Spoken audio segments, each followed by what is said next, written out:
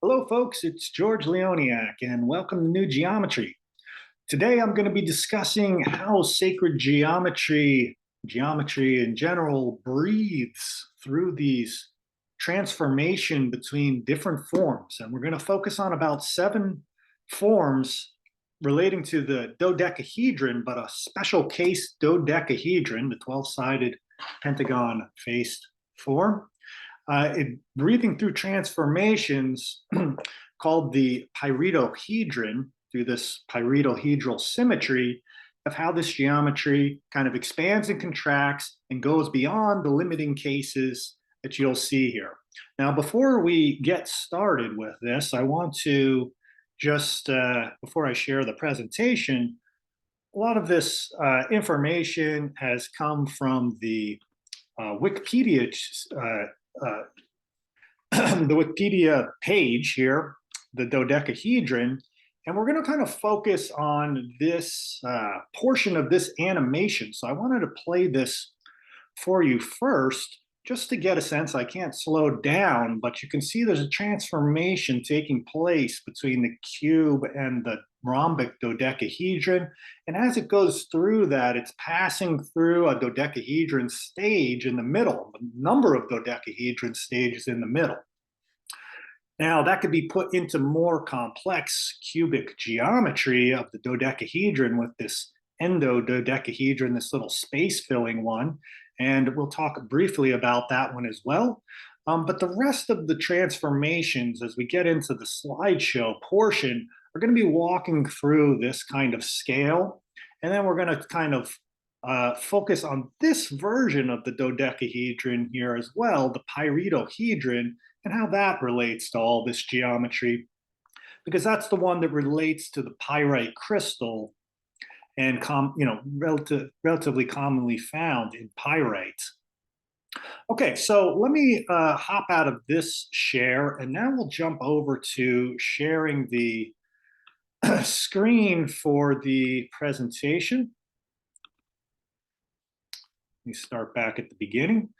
So I've been contemplating this. In fact, the pyritohedron is a form that I've known about for quite a while now, and it's a few years. But I've mostly studied the rhombic, the regular dodecahedron with the regular pentagon faces, rather than this pyritohedron version, which we'll talk about later, which doesn't have regular pentagon faces. So I've known about that form for a while, and I recently saw that animation and those 7 forms of how they transform through kind of an expansion of the octahedron within it to kind of go through this transformation. Now, this is not in any particular order. I laid them out in this kind of 6-around-1 arrangement, but a typical in-breath would be from the smallest form as it expands to 2 to 3 through the cube, expanding larger to the dodecahedron, the rhombic dodecahedron, and then to the self-intersecting dodecahedron, and then, descending back through that same sort of process.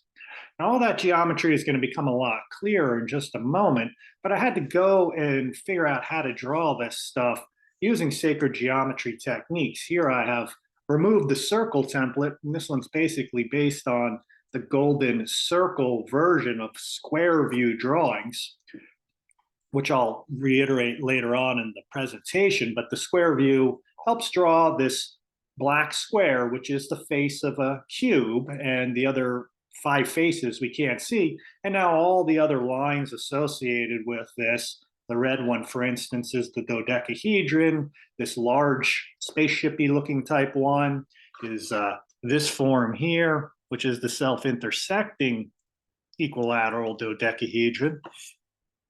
And the gold lines are the smallest one here, which is the great stellated dodecahedron. So I was really amazed to see the relationships between these forms in a kind of new and unique way that I hadn't really been exposed to it.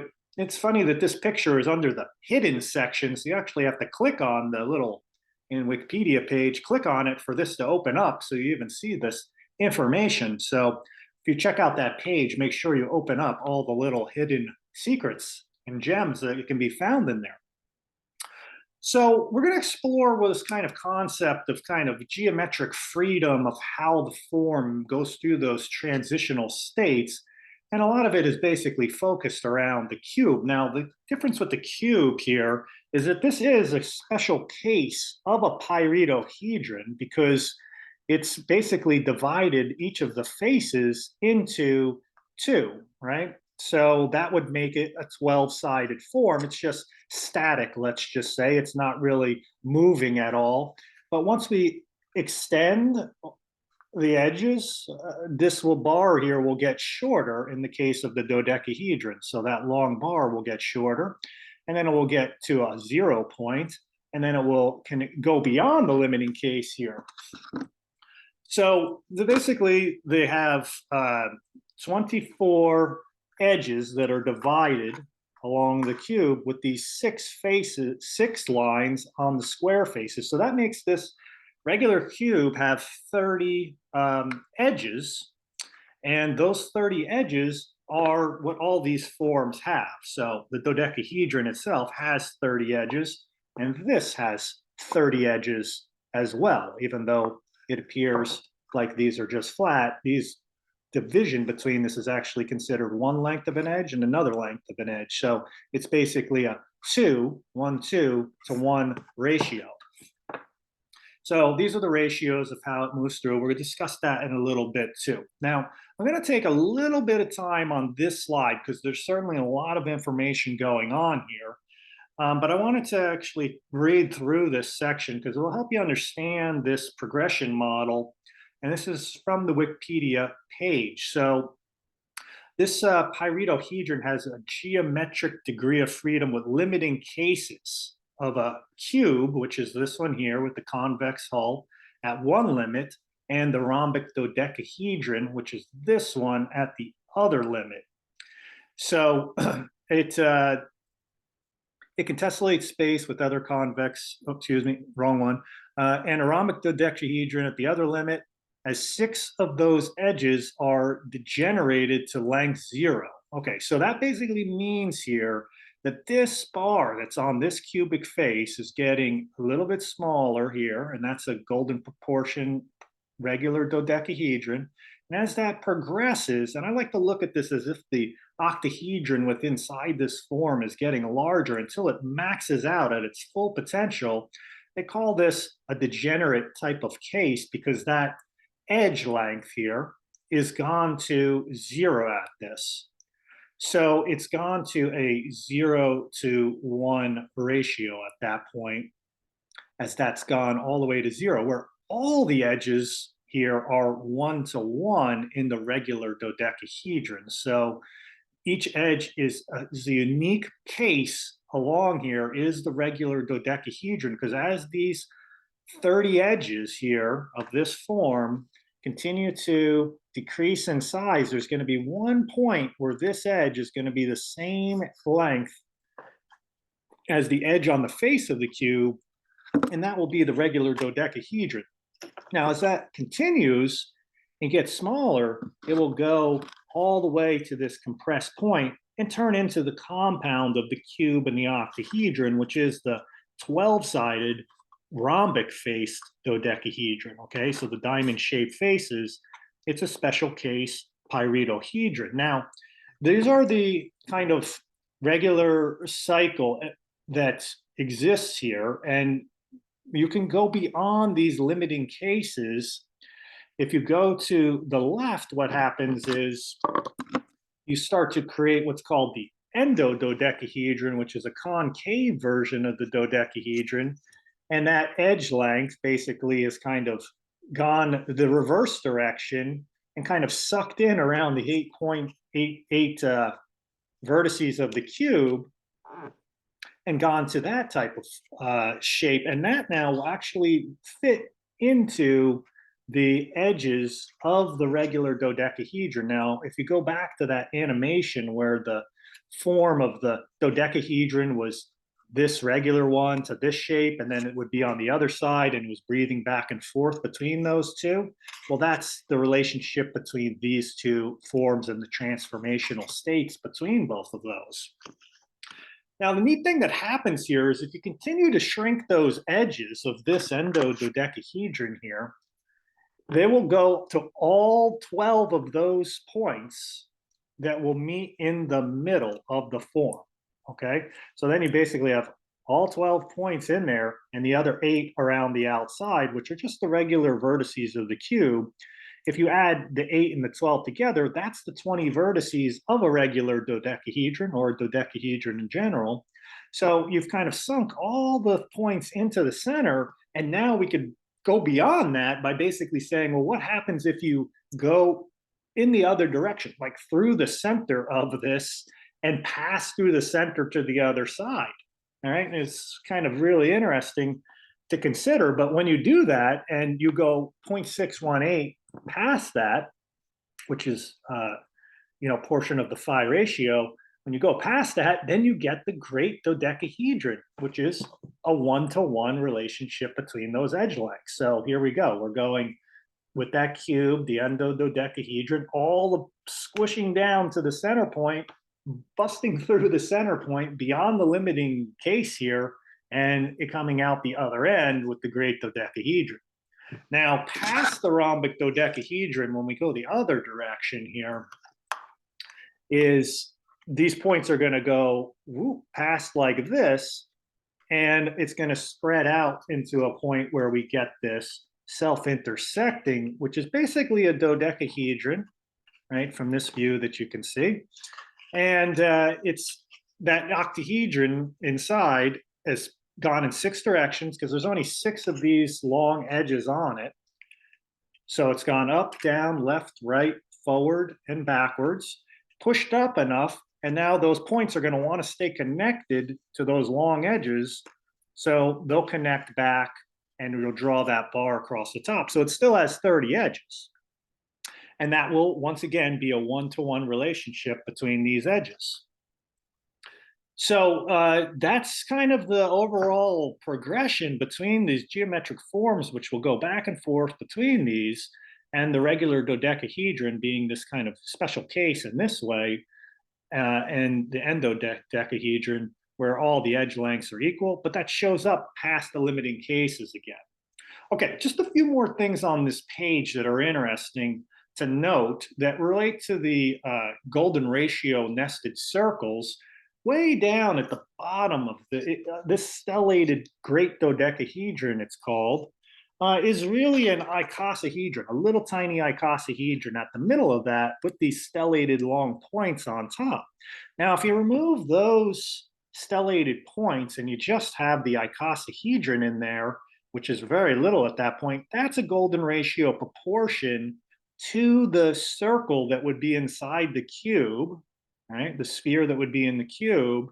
The next largest jump would be in golden ratio expansion, would be the regular dodecahedron.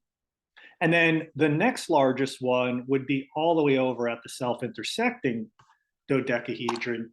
Yet, this is interesting because really this form, as I began to study it more, I realized it was just a portion of a stellated, small stellated dodecahedron. So if I did these long bars, edges off of each of these faces and connected them all together, you're basically making this stellated dodecahedron, and this is kind of like a portion of that.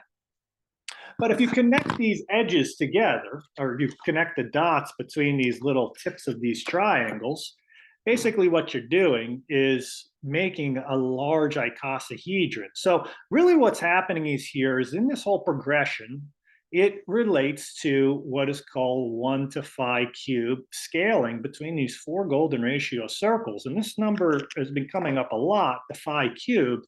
Basically, we're going from the smallest icosahedron that's created at the extreme end to the left at the limiting case to the other extreme side of the largest icosahedron that would be created between those two, and that would be a 1-inch circle, let's call it, all the way to the phi cube.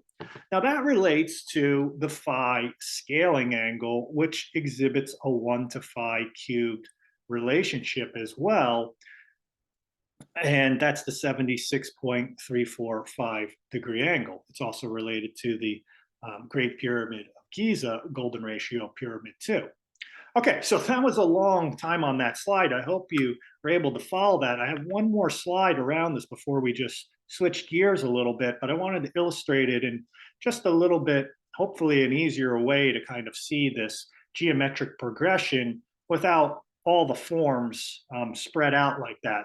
Now, just so you get a sense of these images across of the forms from left to right are corresponding to the lines and points along this horizontal line here.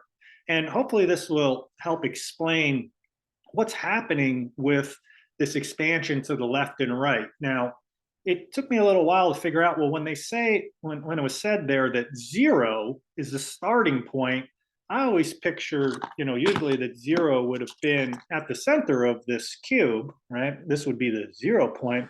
But at least the way it's depicted here is that 0 was on the edge point of this face, okay? So picture that long linear edge here is this line going straight up and down, but we're looking at it like this. Now, as that form goes to the right, now this is all related to an octahedron, and I talked about this in the age of the octahedron video, okay? Check out the age of the octahedron. It talks about how the octahedron kind of is like the breath. It is air. It's like breathing life into the geometric expansion of these forms. And what's happening there is as it goes to the right here, here's the rest of the cube, but it's expanding in this type of direction. Well, right here is where the edge of the regular dodecahedron, that long edge there, is going to narrow down to this length edge here. Okay, and there's a comparison between the two edges of that regular dodecahedron. Now, as that octahedron expands further, that once again is decreasing till it's into the compound version of the cube in the octahedron. So there's the octahedron. If I ran my fingers straight down those two rhombic faces to that point, well, there's our 4 points of the cube. These other 4 points that we see, the larger ones around, those are, they call it degenerated to 0 at this point on the line. Okay, so it's increased 0.618 to 1. Okay, so that's an expansion of 1. And then another 0.618. So now this is from this origin point of 0, 1.618. Well, that's right here. That's 0.618, 1, 1.618 from this 0 point on the face of the cube. That pushes past there, 1.618, and that edge still wants to connect back, right? So it's this long edge is going to go whoop, all the way through, and that's that edge there. But the expansion here is really from the edge of the cube, 1.618, to that point here, and then it's still connected to the center point, okay? So that's how that's working. Now we'll go in the opposite direction with this endododecahedron. And remember, this is that edge. We're holding it this way, and now it's decreasing. It's mirroring the opposite of the 0.618 dodecahedron. That's why these two fit together like this. And then as we go further, it's going to degenerate back to the 12 vertices, right, that all are going to meet at the center, and we still have our 8. So there's really those faces, those edges are all, there's 3 edges here just all lined up on each of these little Zoom tool models that are condensed there in this basically little stick frame model. And then once we go beyond that, another 0.618 in that direction, it's not too far to go, but remember, those edges still want to stay connected to basically the 12 vertices that were stuck at the center. Remember, the icosahedron has 12 vertices, so when they pop through the other side of this, they call it -1 here, when they pop through this other side, they're going to expand out. Those edges are still going to want to stay connected to the form. It's going to create the icosahedron in the middle, but that icosahedron is really created because of the 20 vertices of that pyritohedron that were the initial ones that we started with, okay? so of the dodecahedron. All right, so this is a 3D type of thing, even though I depicted it here in a kind of linear type of fashion. Remember, it's going towards you and back and up and down. And I believe probably if we did that type of expansion, for instance, with the Icasi dodecahedron, which is the compound of 5 octahedron. Now, this is the octahedron, the 8-sided platonic solid, which basically has got an XYZ axis in it and 6 directions, right, that it's pointing in. If you did this with the Icasi dodecahedron, which I don't see one sitting up here, here's one, which this is a compound of 5 of these, I believe that all those intersecting lines would just make the regular, this would just turn this into a regular icosahedron at that point, I'm guessing. And this would, it would just do this already and create the great stellated, small stellated dodecahedron, because those other edges would just connect to those triangular points. So it's kind of just like a fragmentation of just one of the octahedron that are in there. All right, so that's the overview of the kind of geometric freedom and the breathing. I know I went really off into deep end and trying to understand that, but if you go back and do the visuals, and unfortunately in that initial video that I showed, the animation, it didn't go through the extreme cases of that. It only really showed you just the 3, but the larger cubic one showed you the dodecahedron to the endodecahedron going back and forth between the cube. I'd love to see an animation of them popping through the other sides like that. Sort of reminds me of some sort of implosive black hole. What's on the other side? Icosahedrons on either side. So those are breaking through the limiting cases. So let's just shift gears because that's a lot of heavy information, and I hope that you all found that interesting.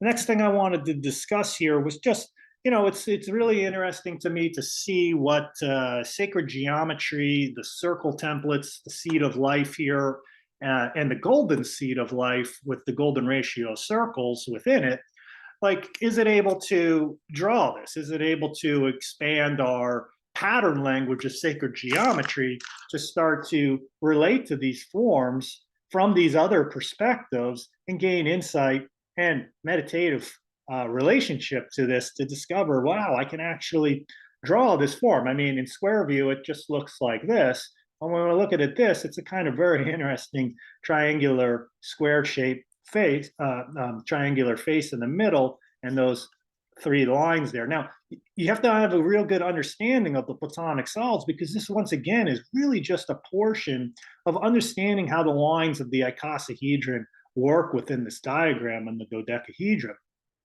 So this is what it would look like. These shaded areas are kind of at a steeper angle. And this is the drawing that I did directly over top of it, just so you could see that it fits perfect over this computer-generated version of that. So really, this is a portion of the great stellated dodecahedron. So it's really a portion of this, because this also has that same shape in there.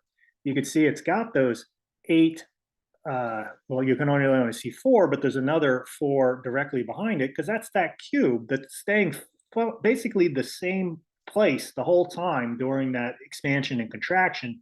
The cube vertices never move in that. So this is the same cube throughout that whole progression, right?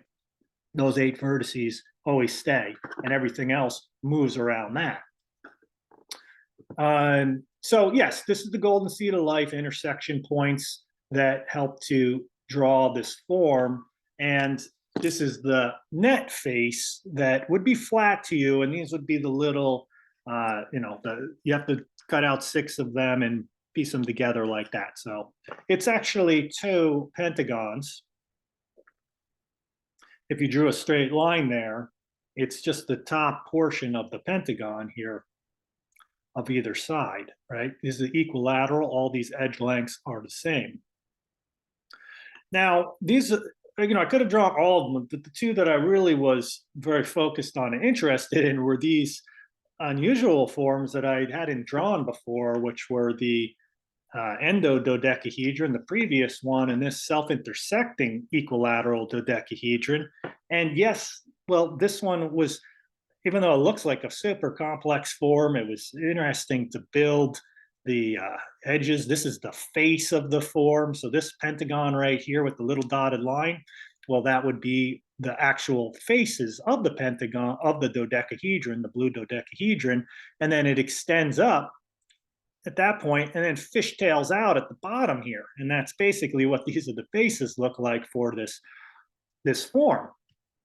And like I said, it's really just a portion of the great stellated, excuse me, the small stellated dodecahedron, which is this form right here. And if you know how to draw this in the golden seed of life, because it requires the golden ratio circles, remember, it's really understanding the geometry of the icosahedron. And I'll just reiterate again, as my previous video on Metatron's cube and why the correction to Metatron's cube of including the golden ratio circles to draw the icosahedron and dodecahedron accurately is the only reason that I'm able to show this material to you today is because this is how the cube actually orients to the dodecahedron and portions of the icosahedron that we see.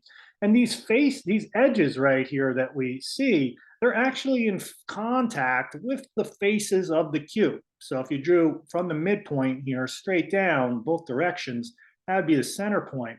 So this is a very accurate blueprint, two-dimensional orthographic projection, orthogonal projection of these forms that are how I went to create the models and see these relationships between the square view and the this hexagonal view here. So the golden seed of life is essential to expanding our capacity to integrate and relate to this type of model of sacred geometry.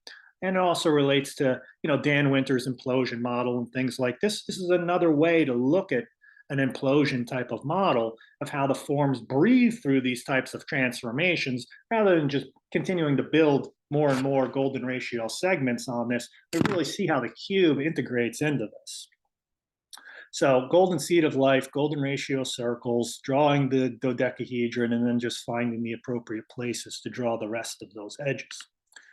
Okay, so now we're going to actually get to the pyritohedron, which is an actual form that is in pyrite crystals. Many feel that this may have been the inspiration for whoever may have discovered the dodecahedron or first documented it. It may have been before the Greeks, but they thought it was some of the early discoveries or thought about, well, there may be something like a regular dodecahedron, which has equal pentagon faces. May have been an inspiration from looking at pyrite and the pentagon faces that it creates. Now, as a note in the Ancient Secret of the Flower of Life by Drunvalo Melchizedek, when I first read that section, I just thought the way he wrote it made it sound like that all these crystals were just regular dodecahedron, and that they all contain the golden ratio, and that this was the Platonic solid. In fact, there's even a pyritohedron picture in it because this is found in crystallography, this dodecahedron. Now, the regular dodecahedron with the actual pentagon faces has all golden ratio related to this. This one doesn't have the golden ratio involved in the construction of the form. It may pass through this point. It just never lands perfectly on there because there are 6,384,000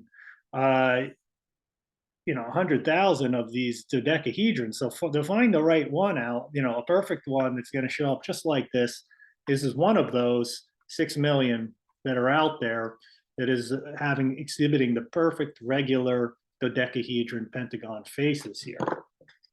Here's the mathematics behind the two pentagon faces, just briefly to show the differences between the two. So the pyritohedron, if we both set up this edge length of the star that's going through the face to 1, well, that basically gives you a 0.75 edge length at the bottom for this, and staying in these steady increments without introducing this kind of irrational 0.618 number of the phi ratio. So this is the regular dodecahedron pentagon face as compared to this pyritohedron one. Now, there's only 6 of these long edges, which are these 0.75-inch edges in the form, okay? And those are the ones that correspond to the 6 directions of the octahedron that I mentioned before. So if you placed an octahedron within this, front, back, left, right, up, down, there's only 6 faces that have that length edge, or 6 edges that have that. And the rest of them are, for the dimensions of this form, would be 0.572. And I wasn't able to find out how that has some, mathematical significance to any type of square root or anything like that. Maybe someone could find out how to get to that through some sort of square rooting or something like that, or how it connects to the other numerics. So this, I put this in the sequence of the other forms, but it just added too much to those basic 7. But it is one of the transformations as we're going from this cube over here. It's a part of this sequence. It's going to pass through there to the dodecahedron. Remember, that edge is breathing through that, and it's the largest in the over here, moderate 7.75 at this, and 0.618 at this, and it will continue to go through over many different sizes until it finally drops down to the 0 point. Now, this is also found in crystallography, so there's a kind of transformation that goes through. Quasi-crystals, though, I shouldn't say it's not found in crystallography, because the icosahedral symmetry that the dodecahedron is based on is found in quasi-crystals, and I have a few videos discussing the discovery of quasi-crystals that relate to that icosahedral symmetry. Now, when I first did this drawing of the pyritohedron a couple of years ago and tried to draw it from this this hexagonal perspective, I had a gazillion lines all over the drawing to try and figure this out. And I'm really thankful that the golden circles, seed of life, and figuring out really what had to happen here was say, look, your cube is like this. Your dodecahedron is not facing you straight on as it's depicted in Metatron's cube. Like, Metatron's cube shows you the dodecahedron in that drawing like this. But if you really have it in a cube, the way it's supposed to be, that dodecahedron is going to be tilted off to the side like this, because that edge is going to run across the top of the cube. So I didn't darken the cube in, but that large hexagon that's around this, and those cross points that meet right here at the center point, that is the cube that this pyritododecahedron is in there. And the cool thing about this drawing is that it doesn't require golden ratio circles to draw this, because it's not based on golden ratio. All it is to take the little circle that's in here is not the 0.618 circle, it's half the diameter of the large circle, and that's what gives you the edge length to do all the connecting of the dots with these additional lines to draw the pyritohedron. And it really just comes from understanding that the relationship of drawing the dodecahedron from the regular one, that is, with the pentagon faces, in a lot of different ways, and figuring out how that fit into the cube with golden ratio circles to kind of reverse engineer and actually draw the pyritohedron, the one that's in Drunvalo's book, and then actually draw this one accurately with the correct edge lengths. So these would be the 0.75-inch edge lengths at this point. They're just tilted in the diagram, so they had to shorten their length due to perspective, okay? So that's why it's looking like it's only half the length there. But once again, I took this right off the Wikipedia page and brought it in here and dropped over the drawing that you're looking at on the right. And as you can see, it's floating off to the screen there a little bit, but you can see that I just pulled it right over the top. So that's the orthogonal projection of the pyritohedron, and the darkened edges that it's showing you here, those are the edges that are the longest edges of those pentagon faces, and those are the ones that would be in contact if we were to put it inside a cube, the faces of the cube, if we put it in that cube there. So yes, definitely the correction of the dodecahedron, and you can draw it both ways, just so you know, because sometimes it's easier to draw the dodecahedron, the regular one that is, in the golden seed of life. So it is facing you like this. And then it makes it a lot easier to draw this kind of stellation process that just beautifully fits into the pattern. And then I can draw this. This would be a little harder to draw in the other version where it can be done where the dodecahedron is tilted this way. All right. So you can check out all my videos on Metatron's cube to discuss that, especially the last one that talks about the inaccuracies in Metatron's cube. Is easy to see. That's the name of that one. Previous video before this. Now, here's just the pyritohedron again. Here it is in the cube. Oh, here, these are the pictures in the cube to show you. Now, if we rotate that cube, I know it's an optical illusion. It looks like the dodecahedron is just floating in space there. But really, if we rotated the cube, and you would see that those are the edges that are in contact.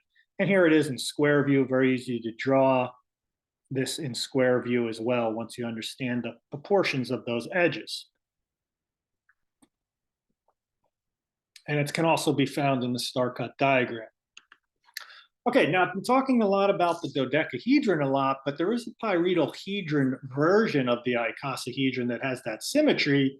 And we can also find this in the seed of life with those half-inch, I don't want to say half-inch diameter, they're just half the diameter of the large circle. So this is this pyritohedron version. There's a page about this icosahedron. Now, when we talk about the golden ratio icosahedrons, it's good to talk either say they're golden ratio or regular icosahedron or regular dodecahedron, because that implies that all the faces of this form are regular in terms of there being equilateral. Now, these have got these isosceles triangles showing up, which are going to be longer and not regular equilateral triangles at this point. It does have some equilateral triangles, but because we're dealing with a different edge length at this portion right here, then all of a sudden it's going to change the rest of the dimensions of the form. Now, the cool thing about this form is it's found in the truncated octahedron. So this would be an octahedron if we just nipped off the tips of that octahedron, this 8-sided form here, and we just truncate along the top here. And all of a sudden, if we just connect the dots on those hexagon faces and draw a line, one line across the face of the square that's left over here, which will be a square from above, it looks like a rectangle here. If we do that all the way through, well, that's what creates this pyritohedron version, because it's found right within inside the truncated octahedron. Years ago, this is what gave me the inspiration to discover that there was a truncated octahedron that was found in the golden seed of life that would also create the golden hexagon face. This is now just a larger square that is now going to host an equilateral triangle or edge that's equilateral to the rest of the triangle edges.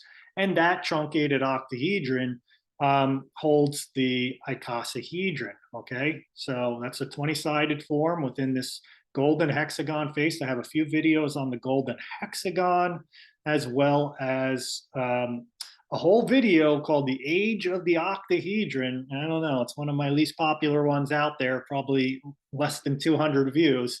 But The Age of the Octahedron walks you through an octahedral expansion, starting off from, I forget how I did it, probably the octahedron in the cube, expanding all the way out and truncating along the way until the octahedron contains the cube, and showing all the transformations and all these forms throughout it.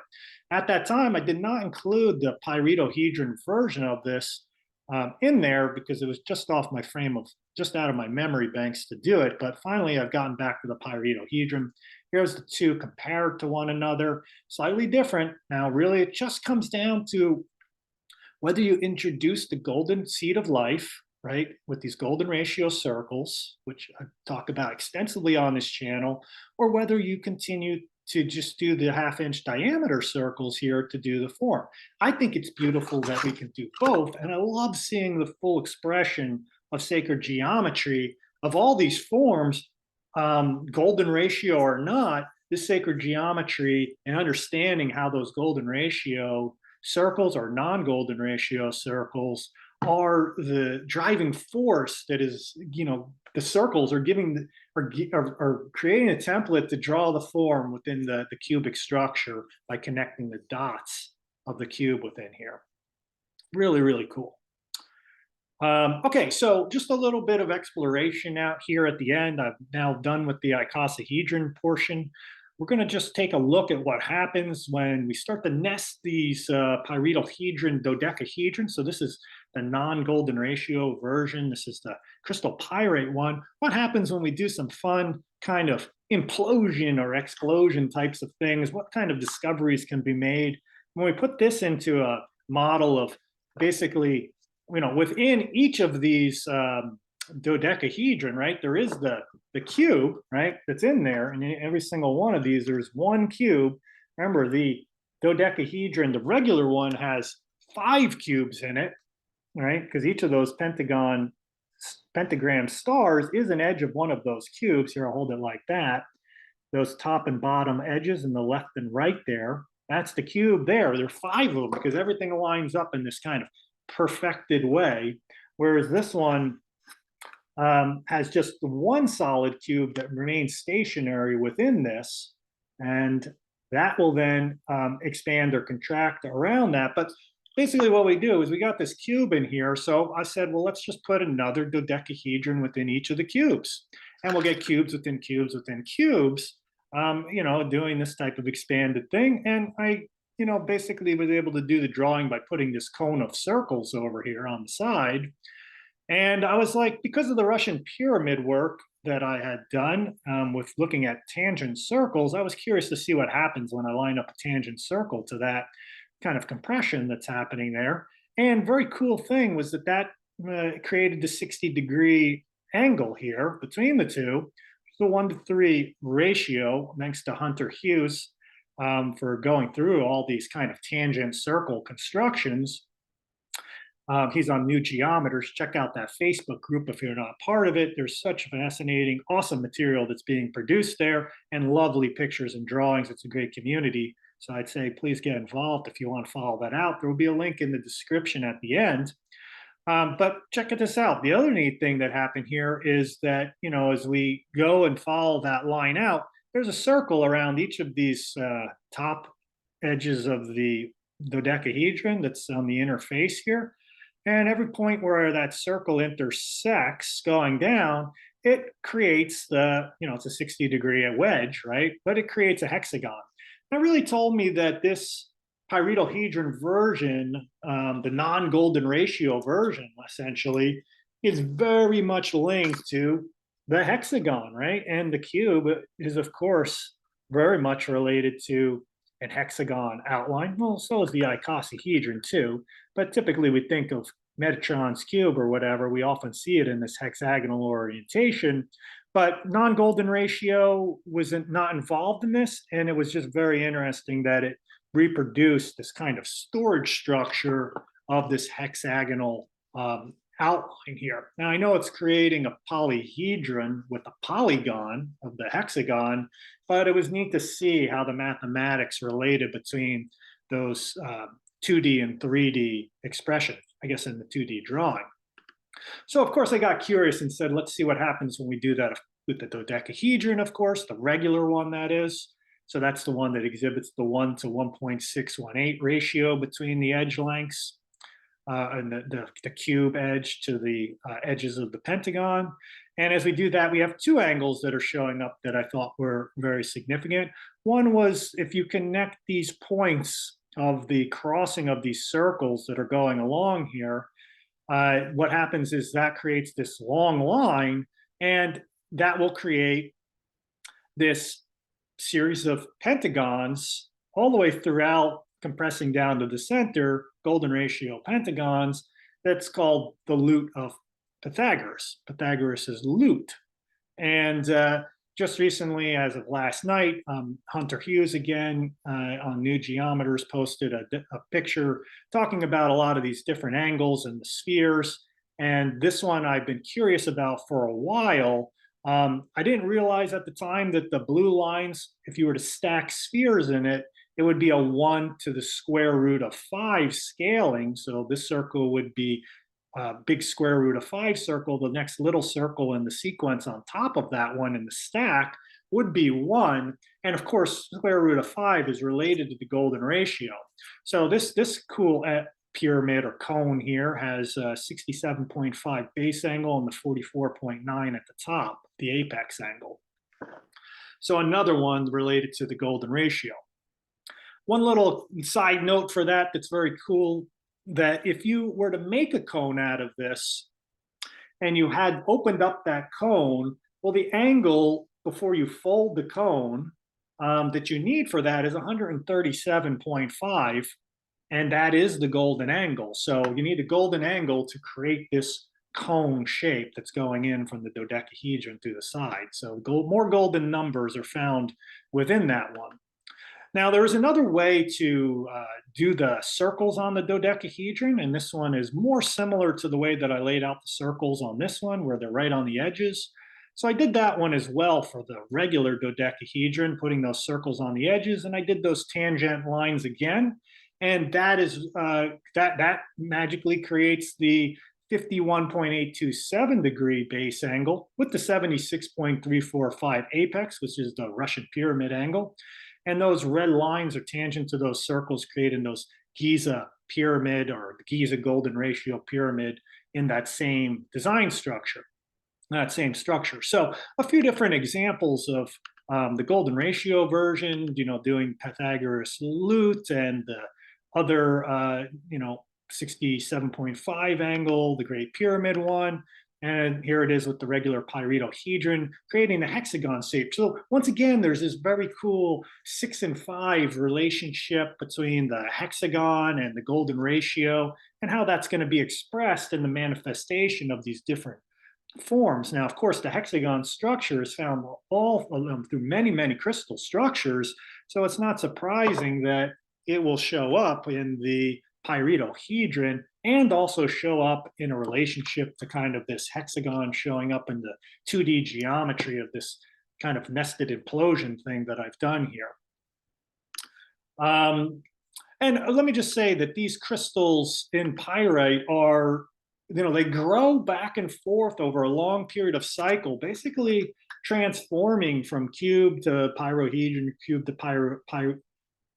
the pyritohedron, back and forth between these two with those edge lengths changing and growing over time. So it is a breathing and fluid movement in the crystals themselves.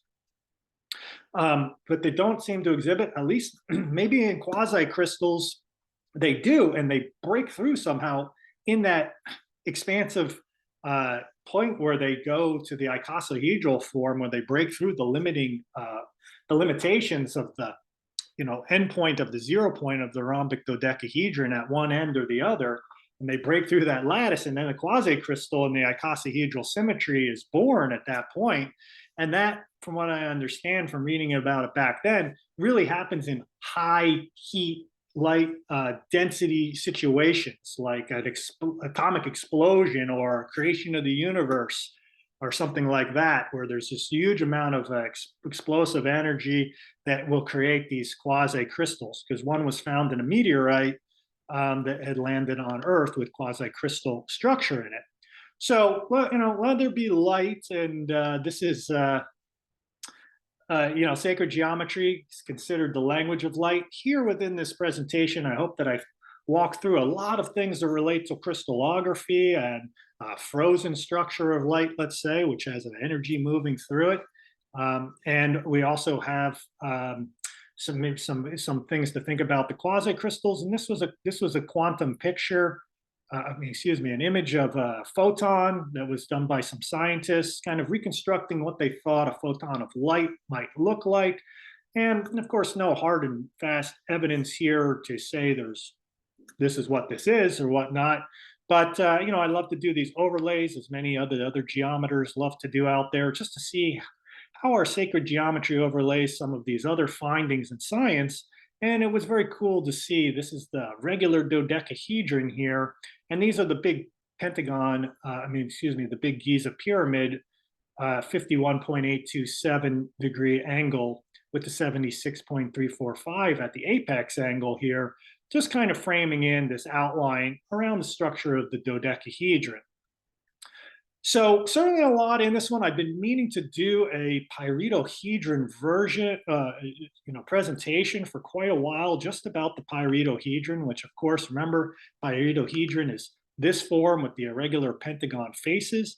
And then there are these special cases of pyritohedron in the dodecahedron, which kind of go through this breathing process, I'll call it, that goes to some limiting cases here at the upper and lower end until it kind of goes past the 0 point here to expand at past 0, as depicted by this here, 0 to 1 relationships, -1, -1. And remember, the 0 point is at least described in this model as the edge on the cube.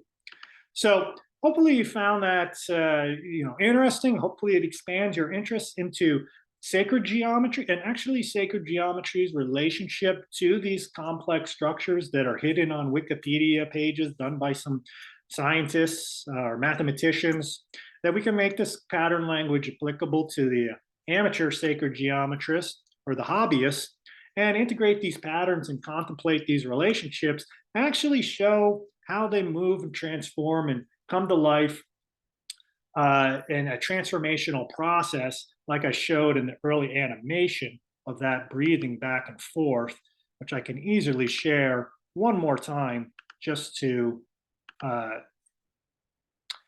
give you after that long presentation, just a reference point to what's happening here. And this is just, remember, from the cube through the dodecahedron. The pyritohedron version is in there at some point to the rhombic dodecahedron, and then there's past that to the limiting cases. And this one is now showing the dodecahedron and the endododecahedron oscillating back and forth between the cube, right? So it moves that static frozen geometry that we often see into a dynamic process of transformation that has a deep relationship to the cube when the edges are divided on those 6 faces with one line into the 30 edges total for this structure.